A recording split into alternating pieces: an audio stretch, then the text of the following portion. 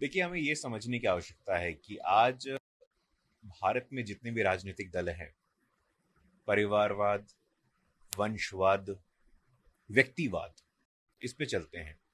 किसी का भी कोई विचार से कोई मतलब नहीं है।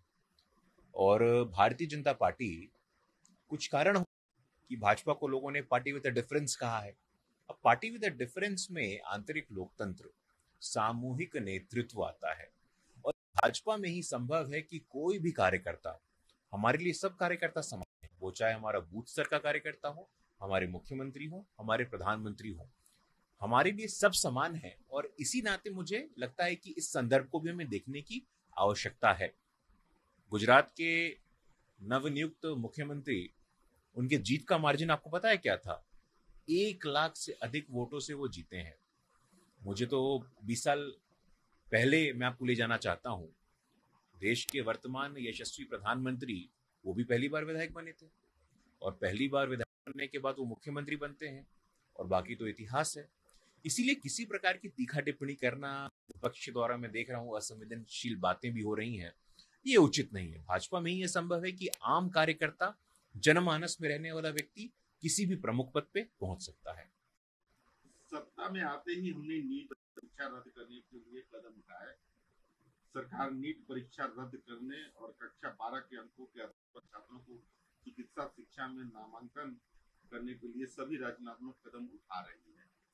एम.के. स्टालिन तमिलनाडु के मुख्यमंत्री ने देखिए, केंद्र सरकार की तो लगातार ये अपेक्षा रही है और ये हमारा प्रयास रहा है कि परीक्षा जल्द से जल्द हो, पारदर्शी तरीके से हो, और बच्चों को केंद्र में रखकर हो।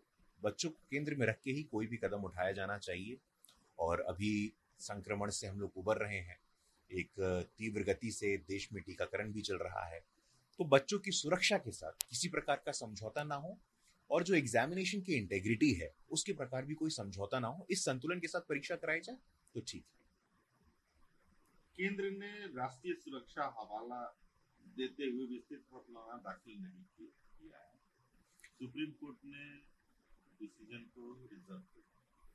देखिए, हम तो शुरू से कह रहे हैं, ये जो मामला जब संसद में भी उठा था, तब हमारे केंद्रीय मंत्री एक विस्तृत जवाब देने के लिए उठे थे। तब उनसे किस प्रकार का व्यवहार किया गया था, ये हम सब भली भांति जानते हैं। शुद्ध रूप से विपक्ष पॉलिटिकल एजेंडा था कि संसद को नहीं चलने देना है। और हम तो जानते हैं, सुप्रीम कोर्ट ने भले ही मामला को रिजर्व कर दिया, तो और हम सामने 3-4 दिनों में वो स्पष्ट हो जाएगा, लेकिन विपक्ष एक्सपोज होगा।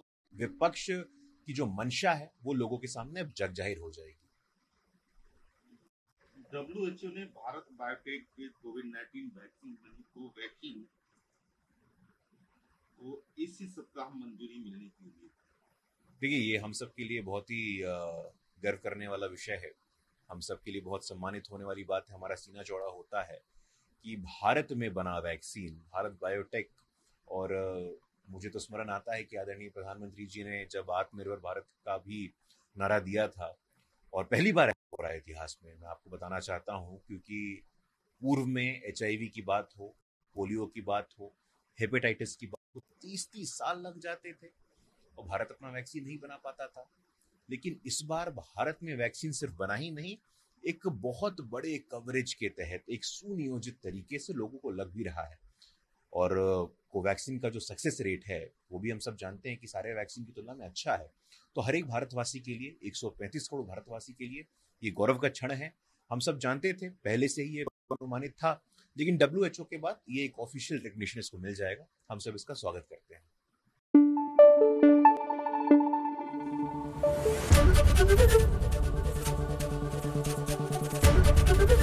ABP न्यूज आपको रखे आगे।